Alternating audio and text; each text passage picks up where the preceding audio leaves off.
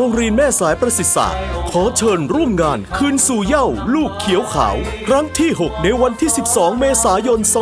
2563 นี้ตั้งแต่เวลา 15 นาฬิกาเป็นต้นไป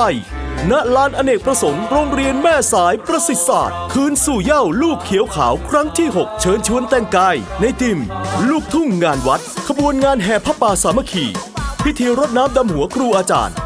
รำวงย้อนยุคพบกับศิลปินนักร้องมากมายบัตรราคา 100 บาทรายได้เพื่อสมทบทุนก่อสร้างโดมมปสหางบัตรเข้างานลุ้นรางวัลใหญ่พร้อมรางวัลการแต่งกายยอดเยี่ยมทั้งชายและหญิง